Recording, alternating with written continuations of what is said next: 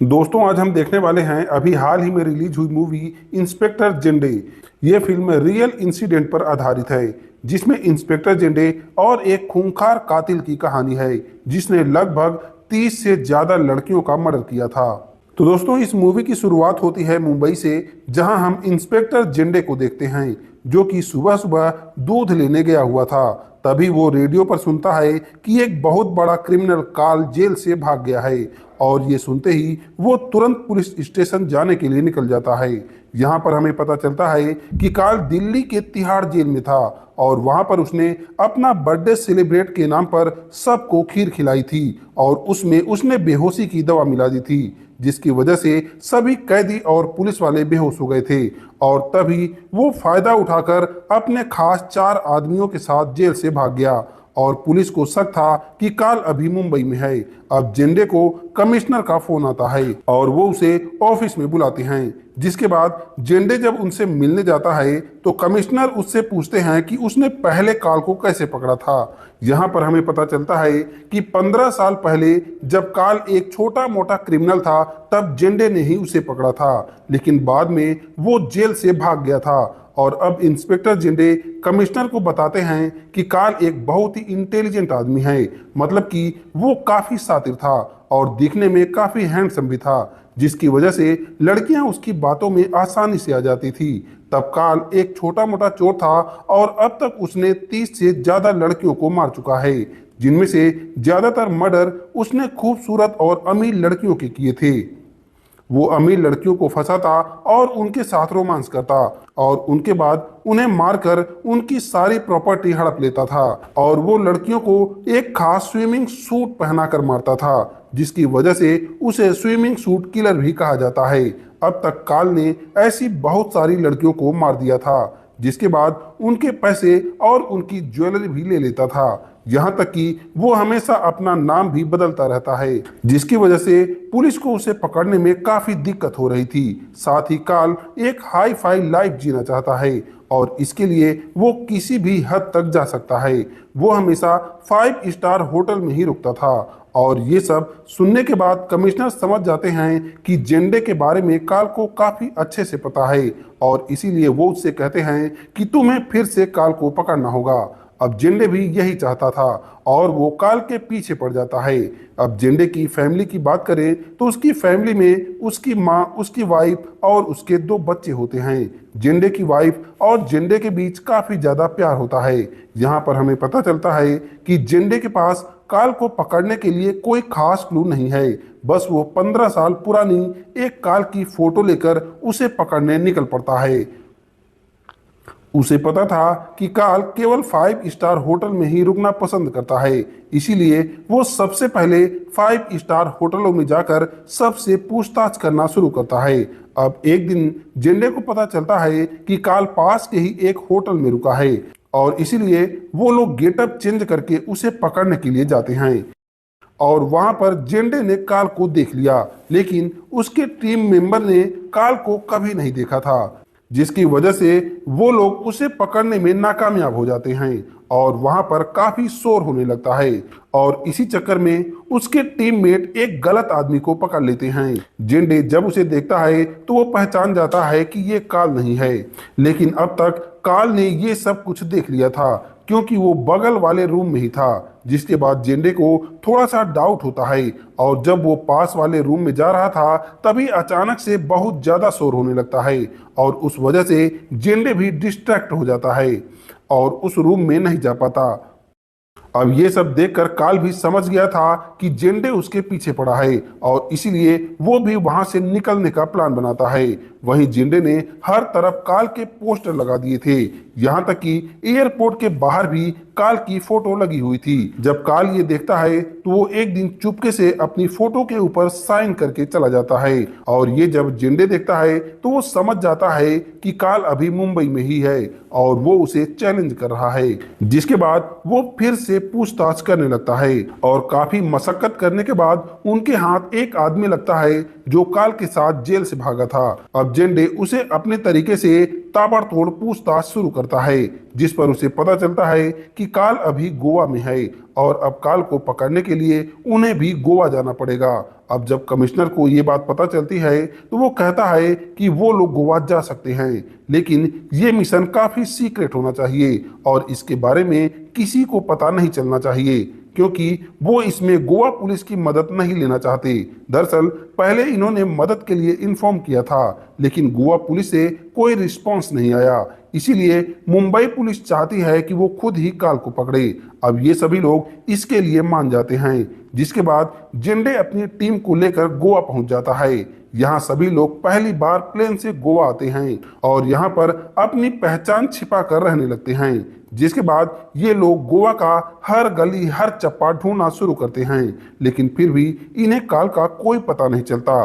दरअसल काल इनके आसपास ही था, लेकिन अब उसने 5 स्टार होटल में जाना बंद कर दिया था, क्योंकि वो जान चुका था कि पुलिस वाले उसे वहीं पर ढूंढ रहे होंगे। इसीलिए पुलिस वालों को ढूंढने के बाद भी काल उन्हें नहीं मिल रहा था। अब ऐसे ही दिन बीत रहे थे और कमिश्नर पर ऊपर से काफी प्रेशर पड़ रहा था। इसीलिए वो जेंडे से कहते हैं कि उन्हें काल को जल्दी ढूंढना होगा, जिसके बाद जेंडे भी समझ जाता है कि जरूर काल ने अपना पैटर्न बदल दिया होगा, तभी वो उसे नहीं मिल रहा है। जिसके बाद ये लोग सिंपल पार्टीज में भी जाने लगते हैं। जिसके बाद हम काल को देखते हैं जो इंडिया छोड़कर जाने का प्लान बना रहा था और उसके लिए उसे पासपोर्ट की जरूरत थी, क्योंकि उसका पासपोर्ट तो पुलिस के पास था और इसीलिए काल को अपना नाम और अपनी पहचान बदलनी पड़ेगी और इसके लिए वो किसी नए शिकार की तलाश में था ताकि वो उसकी आईडी लेकर यहाँ से निकल सके।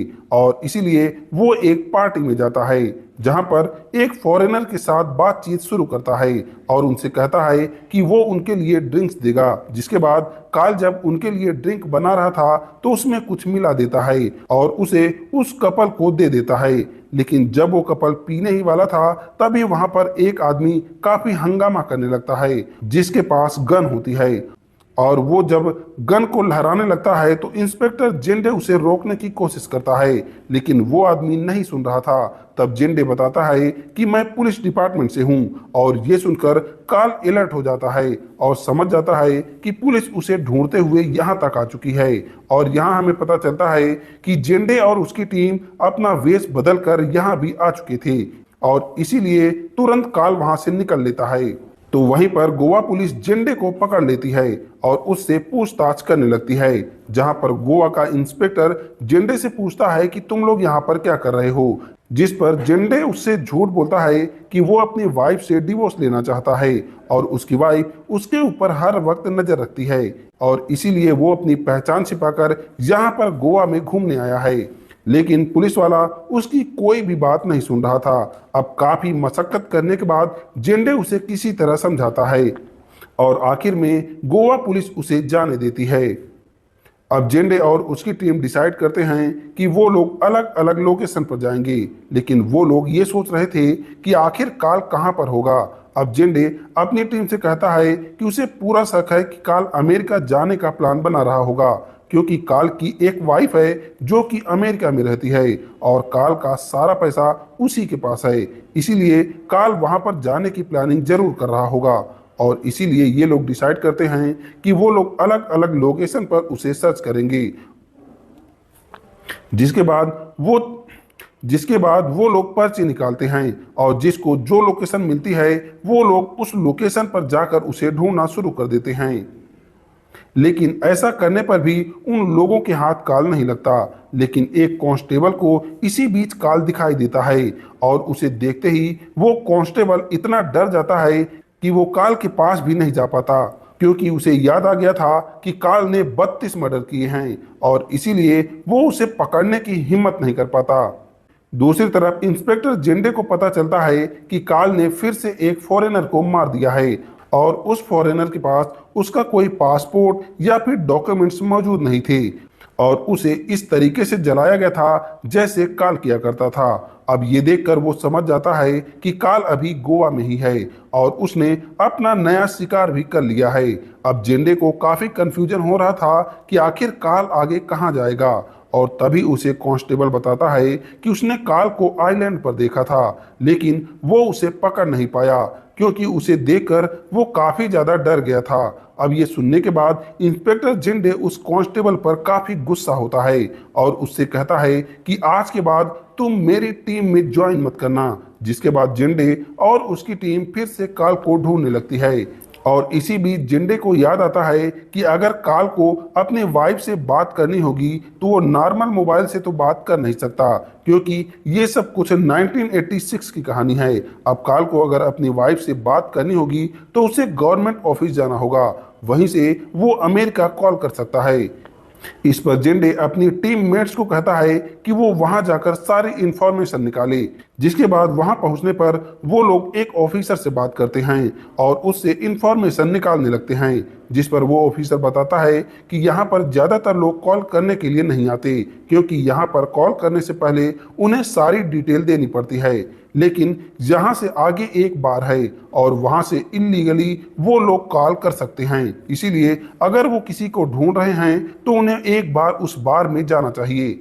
जिसके बाद जिंडे अपनी टीम को लेकर उस बार में पहुंच जाता है और तभी हम देखते हैं कि काल भी उसी बार में मौजूद था, लेकिन इससे पहले कि पुलिस वालों की उस पर नजर पड़ती काल वहां से निकल लेता है। जिसके बाद जिंडे और उसकी टीम पूरा दिन वहां पर बैठे रहते हैं, लेकिन काल का कुछ भी पता नहीं चलता क्योंकि काल वहां पर उस दिन आता ही नहीं। लेकिन जिंडे को पूरा यकीन था कि एक ना एक दिन काल यहाँ पर जरूर आएगा। अब वो लोग कई दिनों तक काल को ढूंढते रहते हैं, लेकिन काल का कुछ भी पता नहीं चलता। जिसके बाद एक दिन जब जिंडे उसी बार में बैठा होता है तो उसे पता चलता है कि दिल्ली के पुलिस ऑफिसर भी काल को ढूंढने के लिए यहाँ पर पहुंच आए हैं। ये सुनते ही जिंडे उन्हें जाकर बता देता है कि हम लोग मुंबई पुलिस से हैं और वो लोग भी यहाँ पर काल को ही ढूंढने आए हैं। दरअसल जिंडे चाहता था कि दोनों लोग मिलकर काम करें ताकि जल्दी से जल्दी काल को पकड़ा जा सके, लेकिन दिल्ली का ऑफिसर काफी ज्यादा अकड़ में होता है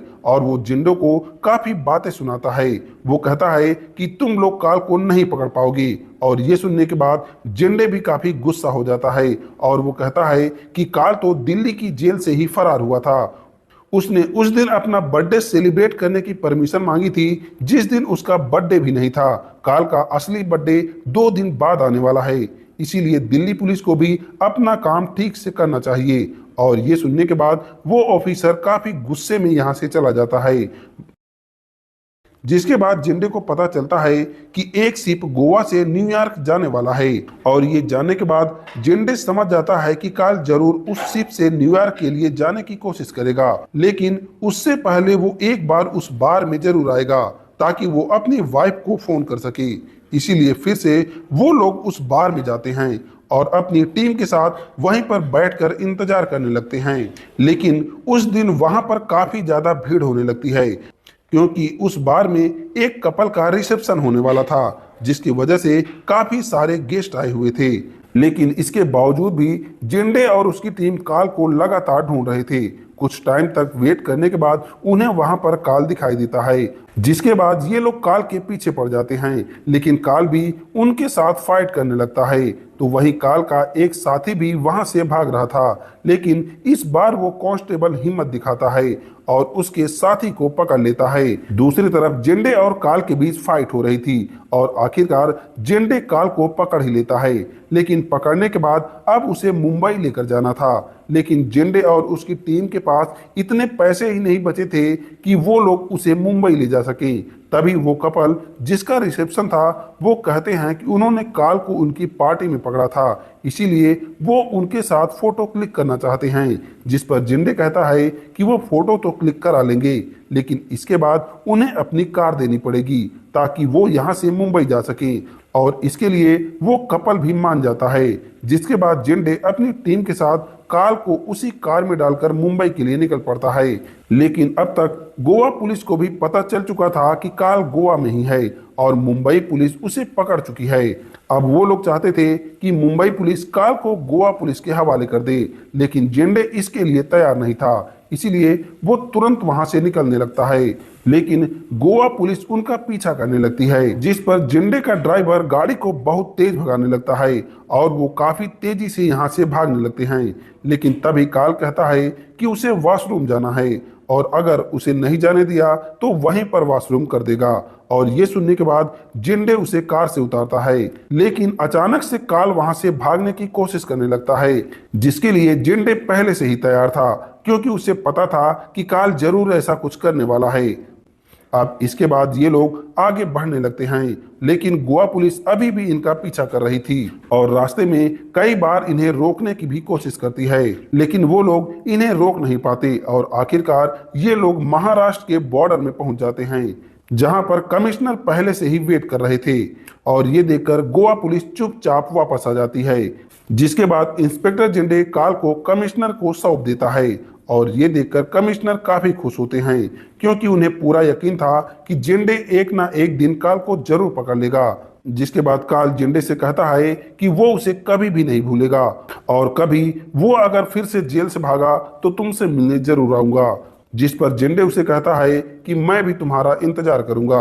जिसके बाद काल को अरेस्ट कर लिया जाता है और इस बात से जिंडे काफी खुश था, क्योंकि उसने अपना मिशन पूरा कर लिया था। और इसके बाद हमें असली इंस्पेक्टर जिंडे को दिखाया जाता है और इसी सीन के साथ ये मूवी खत्म हो जाती है। तो दोस्तों, ये रियल बेस्ड स्टोरी आपको कैसी लगी आप हमें कमेंट करके जरूर बताइएगा। साथ ही वीडियो को लाइक करके चैनल को सब्सक्राइब करना मत भूलिएगा। अब हम मिलते हैं एक नई वीडियो के साथ।